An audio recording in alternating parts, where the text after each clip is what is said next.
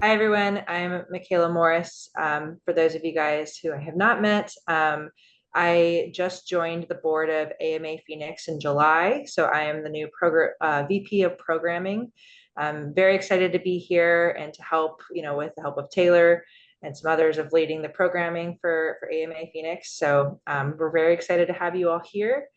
And today we are very excited to have Lynn Hunsaker sharing with us about, earner churn, marketing's predictive role in customer experience. So just to go through our agenda, we're going to go through, Lynn's presentation on earner churn. We'll have some opportunity for Q&A at the end, and then we'll dive into what's next with AMA Phoenix. So I'm going to turn it over to Lynn, who's the Chief Customer Officer for ClearAction Continuum. So take it away, Lynn. Thank you so much. We're super excited to have you here. Awesome. Well, I'm really pleased to be here. I've had a long history with American Marketing Association since college and very active in San Francisco, Silicon Valley. In fact, the chapter president back in 98, 99, eons ago. So really proud to be here in Phoenix and sharing some new ideas with you about customer experience and marketing. Where do they intersect? What could we be doing better? How could we be saving a lot of costs and reducing churn? And also predicting those costs and growth trends. So I welcome you to chime in at any time if you want to actually unmute yourself and ask a question or respond to one of my questions. I'm really welcoming that because I like an interactive approach. I do a lot of teaching and yeah, it just works really well if you want to chime in. So the first question is, where does value come from? We know that marketing and sales are communicators of value. And that's the primary role that they have in the company. It's very important for the whole market to know what value you have. But who actually creates value is primarily the non-customer facing roles. In fact, they also have a lot of power to limit value. Any role can limit value, but the non-customer facing roles have the biggest opportunity to create and also to limit. And so it's quite interesting that marketing, communicating the value does have some connection to the non-customer facing roles, for example, product management or engineering, definitely legal, but usually kind of after the fact, sometimes at the beginning. So we're going to talk about some of these dynamics. Now, what does operations do? They fulfill the value, right? You created the value proposition, the customer bought into it, and now the customer is getting the value that they bought. And then you have your service recovery, rescuing value. Something went wrong somewhere. Something went wrong on the right-hand side of this slide to require that value needed to be rescued. So we should try to do everything we can to strengthen the right-hand side so that this rescuing doesn't need to happen. Now, what is customers' role? They fund everything. They fund all of our salaries, all of our budgets, and our profit sharing for investors. What do investors get? They usually get earnings per share, profit sharing. They care about revenue growth, but it's more of an indicator of how much profit they're going to be getting. And so, when I started thinking about the different roles of people in value, it gave me a whole different lens on what customer experience needs to be and what marketing can do to be more influential. So save up your comments and your questions. We're going to come back to those. Let's move on and talk about return on investment. So of course, we have a daily return on investment when customers buy. We're putting out messages and engaging customers every day. We have the whole touch point management across the end-to-end customer journey of marketing, sales, customer success in many companies, customer support. That's daily ROI, because as we saw in 2020, it was a perfect microscope for what happens when things stop in business or when there's a huge decline suddenly. If those efforts are stopped or reduced, then we usually have dwindling gains, right? We need to have ongoing marketing, ongoing sales, ongoing support in order to see the benefits from them. With some exceptions, some things do have enduring gains. Now, for ongoing ROI from our customers, generally that means we need to have a subscription model or contracts in place, or maybe just stickiness. It's hard for customers to leave, or there's a reason for customers to stick with us. And that's how we have retention, and that's more opportunities for upselling and cross-selling and so on. But what about automatic ROI? Automatic ROI means that we are aligned as a business to our customers such that there's a hand-in-glove feeling for our customers. It means that products are aligned to customers, people are aligned to customers, inside and out. It all matches. And so how do we do this? Automatic ROI is just a tweaking, and I don't mean twerking, I mean tweaking, just slight adjustments. Slight adjustments in people's mindsets, slight adjustments in their actions. For example, quality checking something before you hand it off to someone, right? Maybe adjusting the bureaucracy of your approval process so that it's more streamlined to make things easier for the people who depend on you, whether they're internal customers or external customers. What I think about automatic ROI, it's like the hinge of a door. There's small movement and yet a huge result. And generally, people in non-customer facing roles who are limiting value, or anywhere in the company, even marketing that might be limiting value, it's usually about small adjustments in how you're doing something, who you're targeting, what is your aim, what is the outcome you're seeking, that will make all the difference in huge cost savings and huge revenue gains. So we don't really want to throw the baby with the bathwater and say we're only going for automatic ROI. You still need daily and ongoing, but what you see is a real synergy, especially if you have automatic ROI. Your daily and your ongoing is going to produce so much more and cheaper. Now let's look at the right return on investment equation. So here we have revenue ongoing from the time the customers first have a relationship with you until they end the relationship with you. So it's the ongoing cumulative revenue and cumulative costs. So revenue minus cost is profit. Lifetime value is very simply cumulative profitability, 2 words. Okay. And so if we want to maximize lifetime value, it's like maximizing return on investment. It's like maximizing earnings per share. So it starts with, what did we have in our marketing plan? We decided in our marketing plan that the customer is going to get X value and they're going to give Y value, right? And we have all those things around it in terms of winning the market, maximizing our market share for this. So our marketing plan definitely wants to accommodate that we're spending wisely to deliver the value that the customer's buying. That's the product, that's all the things around it, the whole fulfillment, right? So that's a really huge part of what we do in business. And in fact, how we are delivering the value, we could be thinking instead of just a cost or someone else's work, these are revenue critical factors. If we do the marketing plan very well, that the operations are set up to deliver it efficiently and effectively, that's a revenue critical factor for today, as well as tomorrow, when we want to retain and upsell and cross-sell those customers. Not only that, but we know that there's certain things that customers are going to change. They have a reorg or an address change in their business or their life. They might have a death, a marriage, or a birth. They might have natural disasters happen or things outside of their control, but they might change their mind.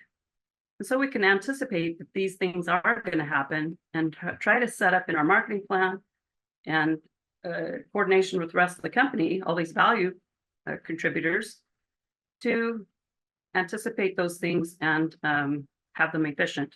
Say, for example, when my dad passed in 2021, It was really amazing how many companies that we needed to close out stuff with or do the next steps. They weren't really well prepared for it. Even the tax software providers didn't have a straightforward way to tell us how to, how to categorize things. Things are just kind of mind-blowing. So I'm saying that this is a big gap in keeping your costs low. And then third, we talked about those preventable costs, value rescuing. If we could solve customers needing help, if we could prevent customers needing help, we wouldn't have as many remedies, as many returns, as many refunds, many escalations. The negative word of mouth is out there. What does negative word of mouth do? Well, it makes it harder for you to sell. It makes your marketing dollars go less far because doubts are out there diluting the power of your marketing. So these are all three revenue critical factors that we seldom think about in a marketing plan or how that we're trying to influence. So I'm going to have some suggestions for you. Now, the relationship strength part is all this thing about net promoter or secure customers, customer health, effort score, satisfaction, and so on. That's affected by these three cost areas. These three cost areas are the reason why people would recommend or say, I'm satisfied or whatever. And as we see that increase, then we see the retention and share of wallet and the share of market increase in turn. So kind of ironically, in business, we see a lot of pressure and attention right here. But in fact, if we could mistake proof the revenue critical factors at the base here, how much further could we go? We'd have bigger budgets because less money would be going into the preventable costs and the customer change costs. We'd have bigger budgets to do what we want. And we'd also have more magnetic attraction, more automatic ROI. So my challenge to you is, could your marketing plans actually mistake proof these three buckets? Think about that. Think about adding a little segment in your marketing plan template for value delivery, customer changes, and preventable costs, anticipating and working with the powers that be across that value chain to see a lot more value coming through and less value going down the drain or out the window. Because when you have resources tied up in the preventable or the customer changes, you have resources tied up with things that are not efficient. Well, those resources are, could otherwise be creating new value, like new patents, new figuring out how to enter a new market, new products, and so on. What about Disney? Let's look at an example, right? So it looks like I'm telling you all kinds of theoretical things. But let's take a company like Disney. Do they mistake proof their revenue critical factors? Probably more than most companies. In fact, they have so many moving parts. It's such a big brand, and even their properties are so sprawling with so many players, they have to mistake proof. What about Ritz-Carlton? Do they mistake proof these three buckets? Amazon, Zappos, Virgin, whoever you want to think of as a brand that seems to get it right. I think so. I think that that's how their executive team is looking at things. What is most important to our customers? How do we need to run the business according to that in preventing unnecessary costs and increasing the value?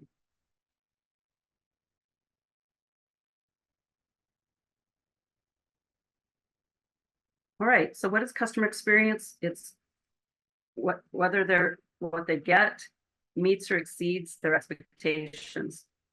I like to think of it also in two words: brand integrity. Why? Because you promised something, they bought into your value proposition, and now you're delivering it. If it's a 1-to-1 ratio between what you promised and what they got, that's a good experience. If it's a one-to-one ratio between what you promised and what they got, it's brand integrity. I think the marketing people should almost be the most vehement or enthusiastic, passionate about making sure that there's no gaps between what is expected and what people get, because that's your brand value, right? So customer experience includes not only the touch points, it's experiences in the moment for sure, right? What they experience through personalization of your campaigns or during an interaction or engagement. Sure, it's those touch points, but it's more than that. I look at the things in my room. I depend on everything in my room. They're here for a reason, right? The books, the bookcases, the paint on the wall, the windows, the roof, for heaven's sakes. If any of those things are malfunctioning, I'm having a bad experience. But did I have an interaction with them? A lot of the stuff I didn't. Like some of the things in here were the interaction happened by the previous owners. And hopefully I never have an interaction with them. I definitely don't want to have an interaction about this microphone or something. You know, I just want stuff to work. And so when we understand people's behind the scenes, not just the touch points as the customer experience, we understand a lot more about the expectations and what could go wrong or what could go right, how we could contribute more value to that. The experience is the end-to-end journey. And what I mean by that is it's not just when you first touch them, when they first come to your website or when they first see your ad. The journey may begin before that. For example, the Smithsonian, they started to realize that the huge crowds of people in certain parts of the Smithsonian, especially at the entrance and the lobby, was creating a huge nightmare on many levels.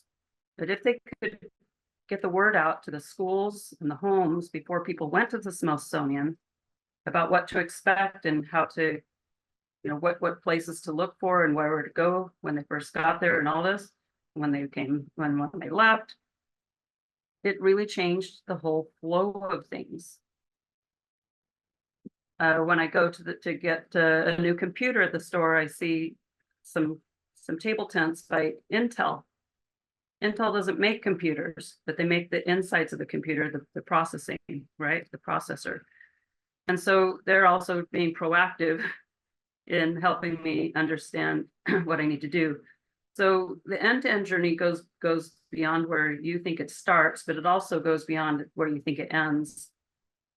Just because a manufacturer discontinued something doesn't mean that you're done having an experience with that thing. Even if they say, look, we're not supporting it anymore, they're still having an experience with your brand. So broader. Customer experience is cumulative over time, just like lifetime value. It's not just this one moment of what happened last year and 5 years ago, what you think is going to happen next year. That's all part of the experience and expectations. And then our customers' prosperity is our prosperity. The more that we help them win in whatever they're trying to get done, the more productive they can be, the more enthusiastic they can be in engaging or recommending and sticking with our brand.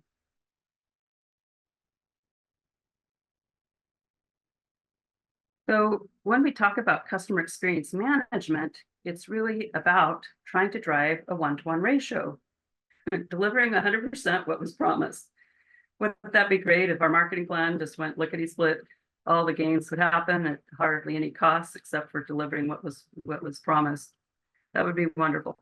So there's two dynamics really. One's value creating, and that's the earning part, and one's value rescuing, that's the churning part. Why does support exist? In fact, Frontier Airlines said, we're not going to have a 800 number anymore. If you need something, you can come and pay us $5 to get your boarding pass, or you can pay $10 for this or $15 for that. That's how Frontier Airlines is handling it. Why do other companies have a support organization, or are they investing in all this AI for customer service and such? It's because they realize that the fallout is too high. If they didn't have that, well, there's negative word of mouth. There's no other recourse for people than to gripe about it or take it to court, right? So that's why we have value rescuing, but we should be minimizing it, and we should be reallocating those resources to more value creating. That's the whole idea. So why does value rescuing need to happen? It's because we're not meeting expectations. And what's the roadblock for more value creating? More people need to understand customers' expectations. When we educate the whole company, more people in the company about what customers expect, more people can be creative and be contributing to the things that we can market.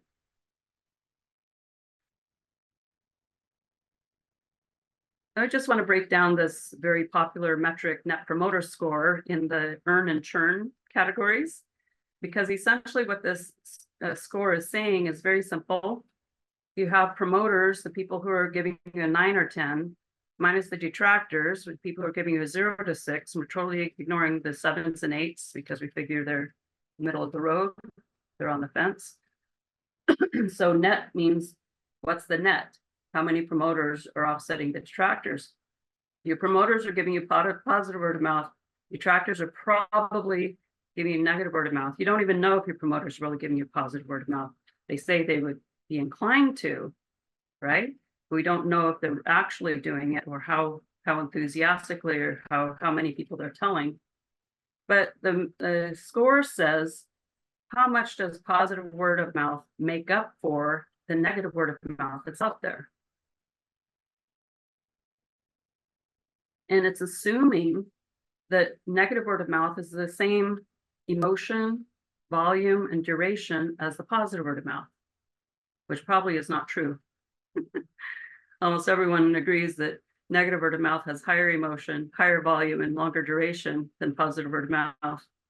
So I would say almost every Net Promoter Score is inflated just because of there's no weighting factor, a WEIGHT factor for negative. Probably should be like a 1.2, or you should figure it out case by case. But what we could do if we're trying to create value, or connect this to value, just look at all the growth that comes from these promoters, or just let's say looks at all the growth that's coming in total. And then what is the cost from the people who are dissatisfied? The people whose expectations we didn't meet, or they changed their mind, but for some reason it wasn't easy to, they changed their circumstance or whatever, it wasn't easy. So it's creating costs. We could probably eliminate almost all these costs if we could get everything to a 1-to-1 ratio. There would be some costs, but tremendously less. So that's one way of actually connecting the dots. People always be looking at, well, the promoters actually promote, did the promoters actually buy more? But why don't we just take all the positives minus all the minuses and see if we're actually offsetting that? But what's even more valuable is if we're using customer experience insights to guide future expansion, future new products, future business models, and so on. What about when we're going to establish a partnership with someone, or an ally, even a channel partner? Are we using customer insights to guide that whole endeavor? This is not a new concept. It's called Agile. It's called human-centered design, right? We're applying human-centered design to narrowly to websites and lobbies and things like that. We should be applying human-centered design everywhere. Whenever they're doing a new product development, or an expansion into a new market, or a new business model, new ally, or whatever, even a merger. First, get deep into what customers are expecting. What is their objective, and what are their expectations? What do they not like, so that we can avoid these costs and design accordingly.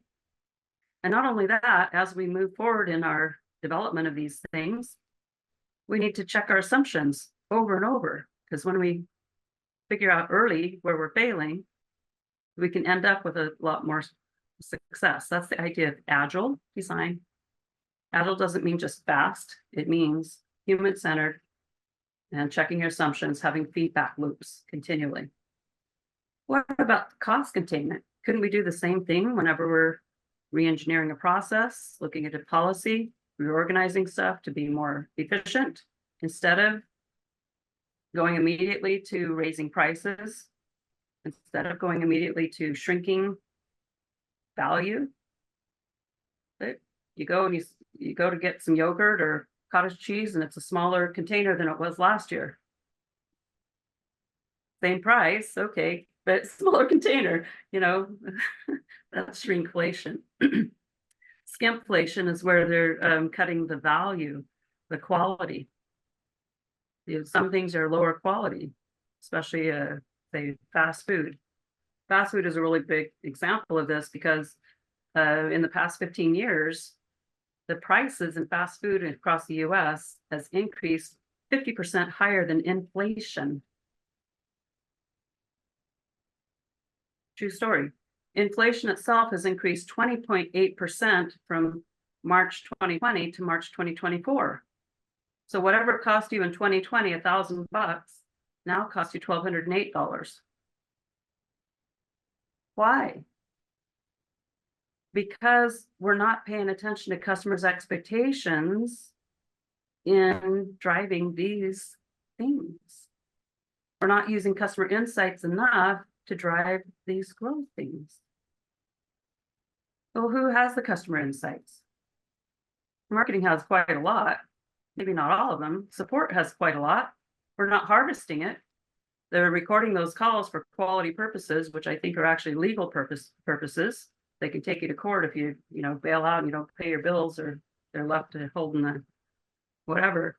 Why don't we use them for intelligence purposes, for innovation purposes? Right? That's what I'd like to hear. We're recording this call for innovation purposes. Oh, thank you. And then innovate. Yeah, I think we're probably using only 1% of the intelligence that we're collecting about customers these days. Is a travesty. Now, let's think about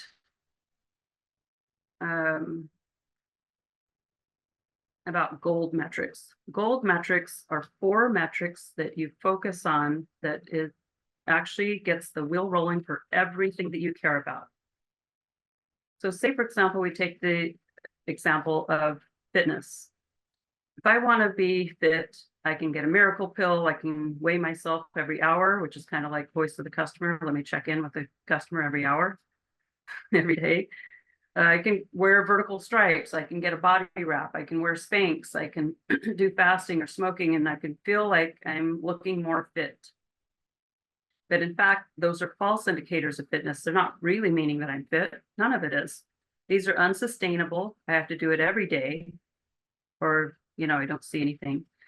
They don't last. Nothing is lasting here. They're a mirage. If I want to be fit, I need to pay attention to my cardio and strength regimen on a regular basis. I need to also pay attention to my combination of proteins and carbs and fats.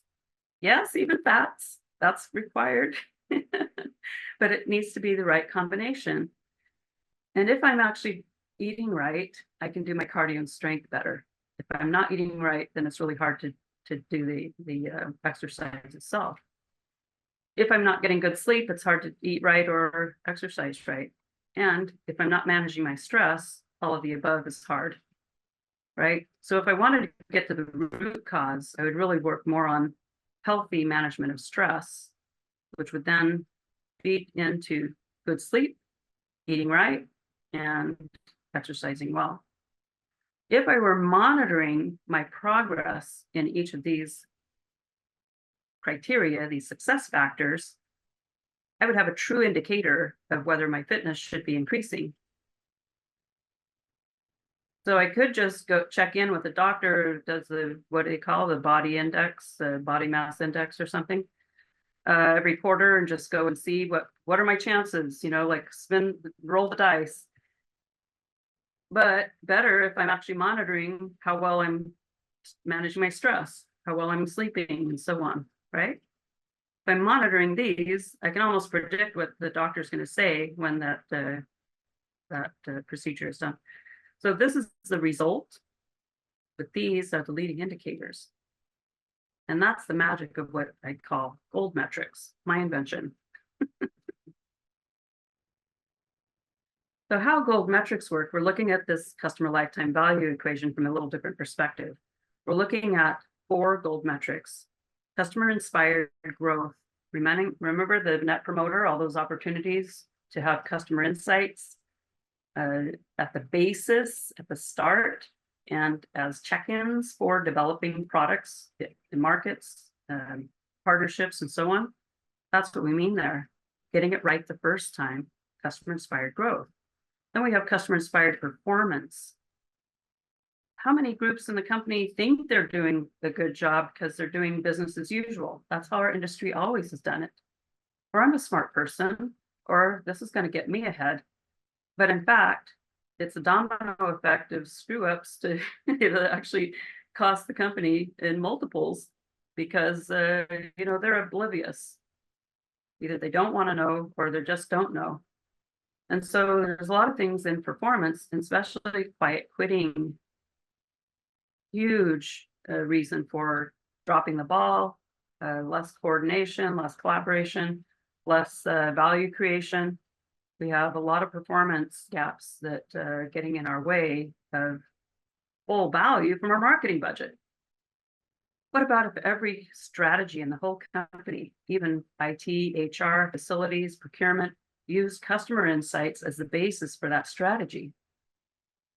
So we started doing that when I made sure that our relationship survey was done about 4 months before our strategic planning process started.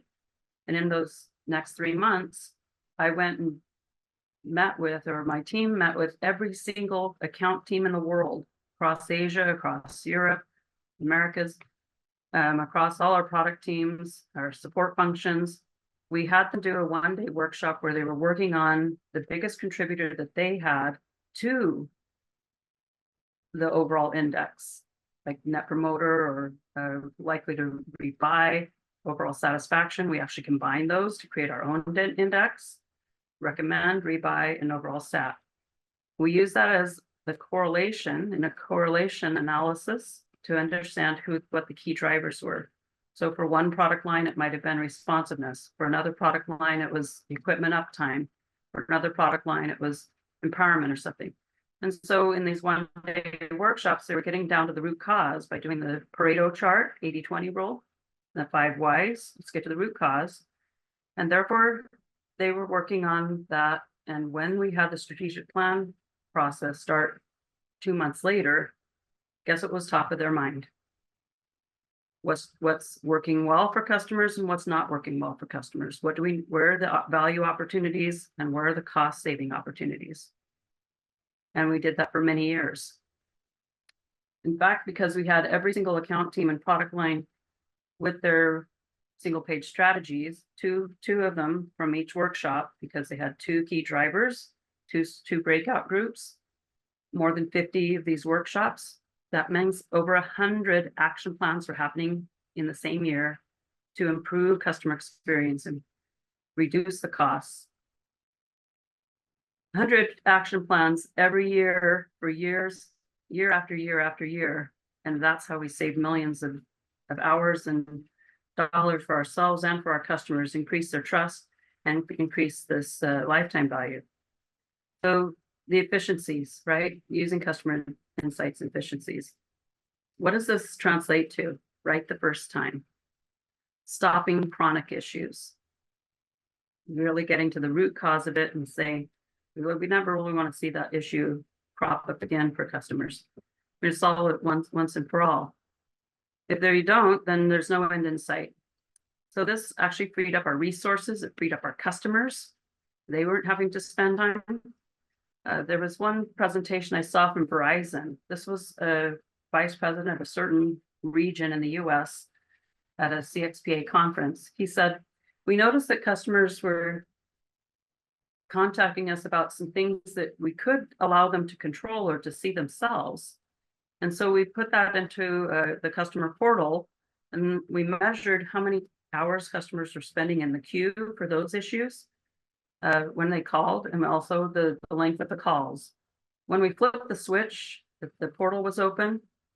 The next month, the amount of hours that customers were spending in the queue and in calls was more than 1 million hours. It was several million hours just for one region of the US in 1 month. So think about the productivity of our communities, of our economy, just for one brand, one region of the US being freed up. Freed up customers frees you up. Lower risks and lower stress. Your legal team, your audit and so forth are going to love you if you focus on the gold metrics. And we have the positive word of mouth and negative word of mouth arising from all of that. Much more positive word of mouth, less negative word of mouth. Now you notice my key over here. I'm saying the gold ones are customer experience metrics. So if you have a CX leader, that's really what they should be doing. Okay. If marketing and CX are combined, this is what really needs to be happening. If you have a CX leader, they should be focusing on the gold metrics. And then what happens from that? The purple metrics expand. You're going to have a lot lower acquisition costs and a lot lower cycle time in sales, much higher sales velocity and much higher margin expansion.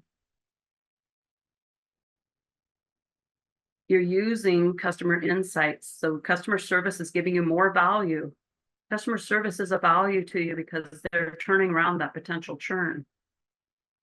Like we mentioned, if customer service didn't exist, you'd probably have a lot more churn and a lot more negative word of mouth. It would be working against marketing power.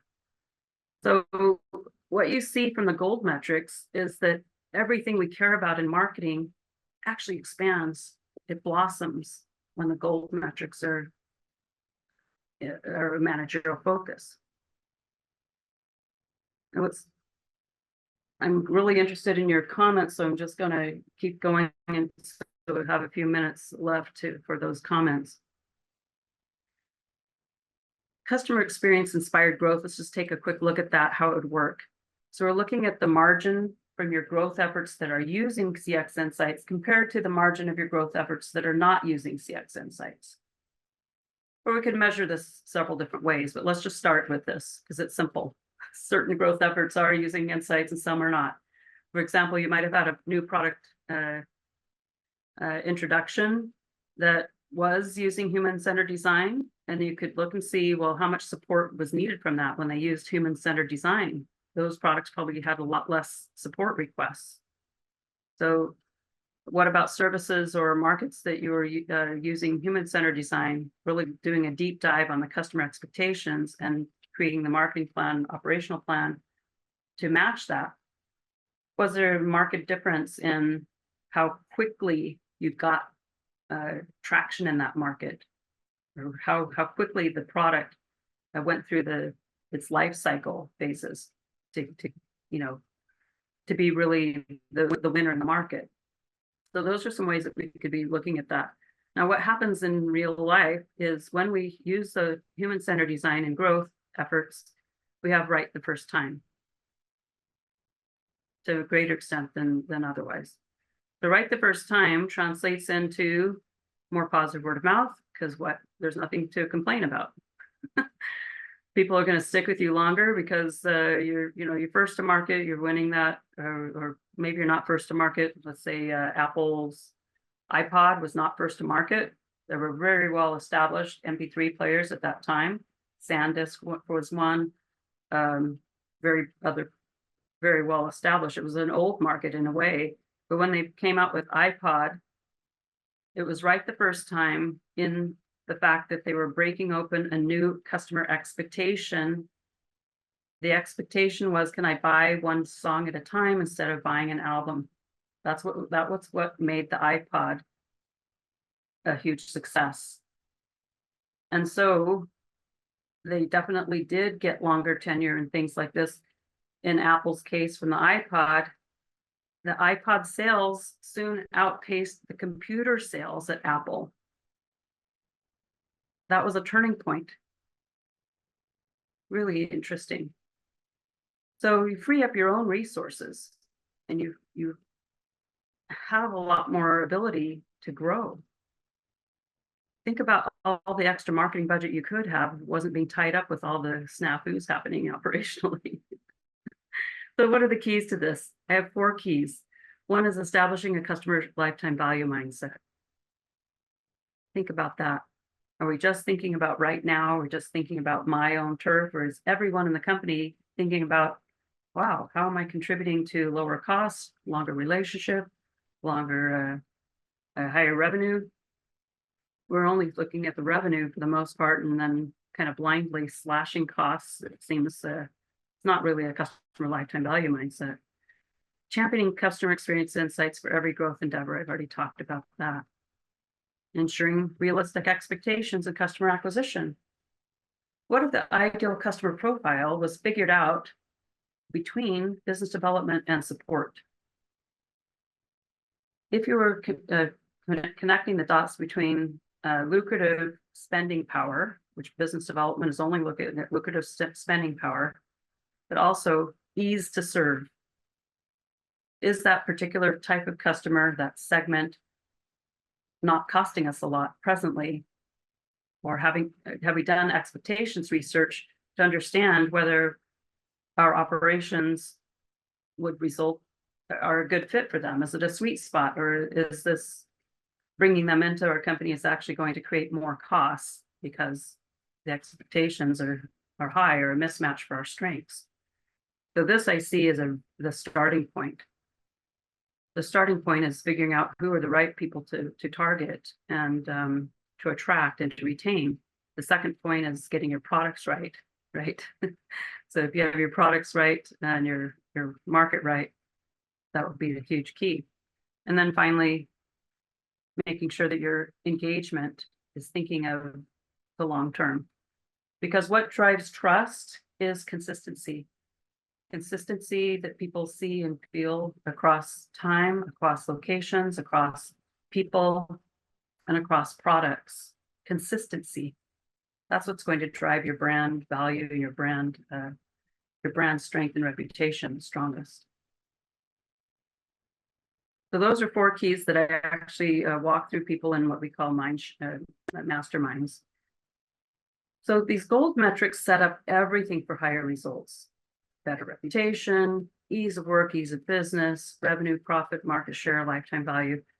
When we focus on these root causes, it opens up and a whole blossoming of all the good things that we're after. So the leading indicator is whether we're using customer insights. Are they made available? That's the first thing that I tracked in my own team.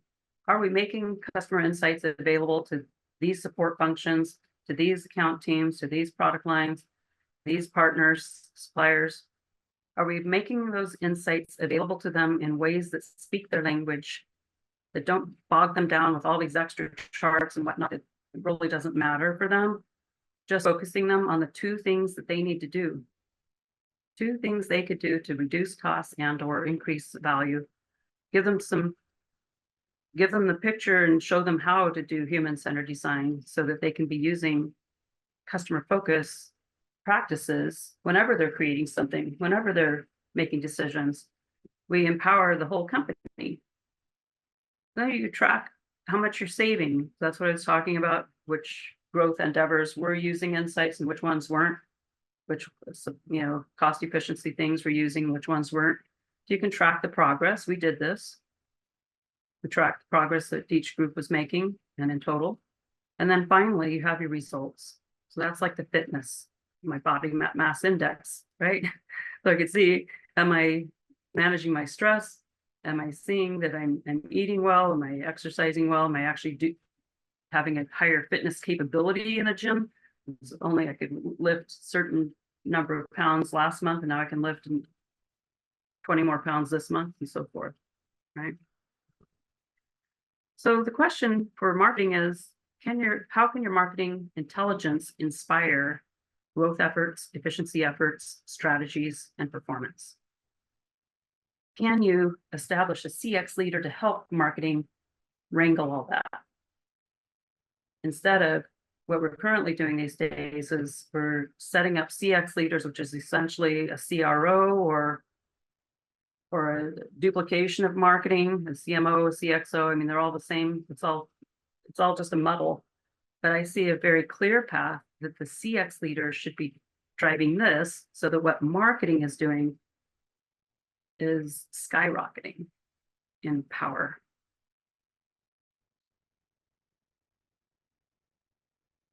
So what is the insights usage rate? It's the number of places that are earnestly using experience insights divided by the total number of places. So you could have an insights usage rate across organizations. You could also have a different chart for what's our insights usage rate across all the different growth efforts happening in the company, and so on. In fact, I figured 24 ways you could track your insights usage rate if you want to look at my article.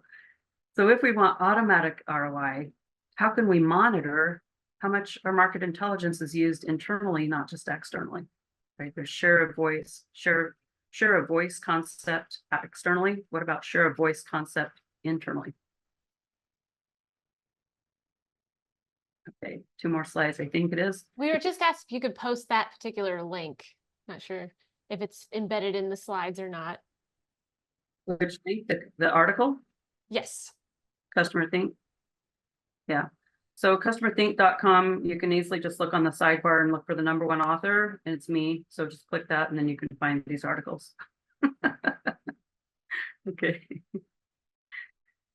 All right, so how we can do these things realistically, we can be tracking how much value we're creating for customers and how much value we're saving and how much value we're creating for customers. So in fact, we had metrics that we focused on primarily, which were how much customer time is being spent on this, how much are we reducing customers' time on this, how much is the customer cost for this, or how much are we reducing customers' costs, because their prosperity is our prosperity. And in fact, we put people's bonuses on these things. We did not put people's bonuses on the stinking survey scores. I wanted it on the survey score initially because I was voice of the customer manager at that time. But the vice president I was working with, he said, no, people's bonuses need to be what they can control. They can't control what the customer is going to say. We need to give them control on something that precedes as a leading indicator of what the customer is going to experience. And if we're marking on what the customer is going to experience in a very scientific way, figured out through key correlation analysis, which tells you the key drivers, Pareto analysis, which tells you the 80-20 rule, and then 5 whys, getting to the root cause. They're working on the root cause. It was just a domino effect upward. Everything I'm telling you about the gold metrics is not a new invention. We were doing it when I was leading company-wide customer experience many years ago, and it's not out of date. It's needed much more now in the 2020s after the pandemic, now that we have so many expectations of customers that they're going to be empowered, that they're in control, that their values need to be honored. We haven't flipped the switch in how we're managing business yet to focus on customers' expectations instead of focusing on how well they're matching our expectations. Same thing with employees, same thing with partners. It's all universal. You can do this with employee experience. How much are we saving customers, employees' grief?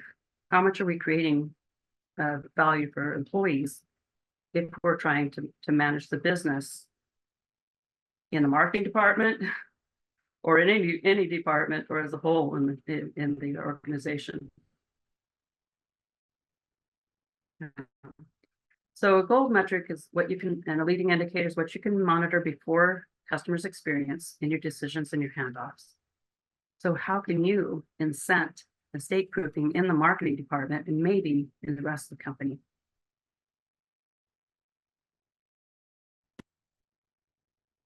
If you're focusing on the mistake proofing, like we just talked about, the very second slide, I think it was, with lifetime value delivery, customer changes, and preventable costs, these are critical revenue factors their costs, but these are the costs that the customer experiences. The customer experience is these things. And our wonderful byproduct of it is revenue increase when we can mistake these. And how we do that really is by focusing people on insights usage. When we're seeing that organizations are earnestly using the marketing intelligence that we have, things will be mistake proofed and revenue will grow. And that's automatic ROI. That's brand integrity. So I welcome your comments and questions and stories if you'd like to share. Excellent. Well, thank you so very much for that. We do have about 8 minutes till the close of this presentation. So one question that popped up, and in the meantime, please put any thoughts, questions, comments in the chat. But one question we have is going back to that circle strategy. What should we change or adjust if we don't get it right the first time? What's the most important next step to improve that customer experience? Well, if you're not getting the product right the first time, or you're not getting a process right, is that what the question is? Yes, because you had mentioned how at the iPod, you know, they got it right the first time, and that was so important. So what if you don't? Well, then you have some catch up to do. I think there's two things to address. One is paying attention more clearly to expectations. So for example, you have some research being done in the company that's around getting ratings. How well did we do? Or maybe you have an advisory board and you're trying to get ideas for how we could sell more. Why don't we change that around to, or at least augment it with an equal effort in understanding expectations of them, understanding what the gaps are for them. So if you're focusing on what are the gaps, what are the expectations, and doing using your market research more broadly in the company, you're collecting customer expectations. How come they're not being used? Except for outward stuff, right? You're using it for your ads, you're using it for your messaging, but it's not being used by HR, being used by IT, it's not being used by legal or procurement. They're making a lot of stupid decisions that I've witnessed just in 2025, totally shooting you in the foot with, say, vendors that could be giving them more wisdom and value that would totally offset whatever the savings they think they're getting, right? There's so many things that are out of sync. The second thing is fear of failure. Why people don't do these things is they don't want to look bad. They're afraid that if they ask customers, they're going to get something negative, and they don't want that to happen. And so it's just BS after BS. Okay. So what I used to say all the time going into a group, showing them frank customer insights, some of it was not pretty all the time. There was something not pretty, because what was my value if I'm not giving them something to improve on, right? But I was giving them something that was interesting and doable for them, so they were welcoming it because they understood this. But I prefaced it with a saying from our chairman: good news is no news is bad news, and bad news is good news. Good news is no news because we're already hot. We know that. We're twice as big as our next competitor. We were very arrogant. Our customers told us we were arrogant. That's why I was working on this. They knew that. No news is bad news because customers are going to do things behind your back. You're going to be blindsided. Bad news is good news because you have an early warning signal to make changes before it's too late. And we're looking at tweaks. These were not adding to people's plate. There were things they were already doing, but they needed to do it more wisely in concert with customer expectations, so that they weren't letting money run down a drain and opportunities fly out the window. So when we talked about that, people are less afraid to fail, but that's the biggest reason why people don't do it. Yeah, what you're saying is, you can't manage what you don't measure. And I think we're really focused on that when it comes to sales, but we need to be just as focused on it when it comes to the customer experience. So thank you so very much, Michaela. I know we have a few other announcements to share with people so they can mark their calendars before we're at the top of the hour here. So you want to go ahead and do that? Yeah, absolutely. Well, first off, thank you, Lynn, so much. It was really interesting to me. I don't personally didn't know a lot about customer experience before this, so definitely learned a lot. So thank you so much for sharing your insights with the group. For some upcoming events, so our next webinar is Thursday, September 26th on you versus the algorithm. So, forming your social media strategy in the age of AI. So that one should be very interesting as well. We have an in-person networking opportunity that we're doing in conjunction with PRSA and 10-to-1 Public Relations called the Monsters of Media Mashup.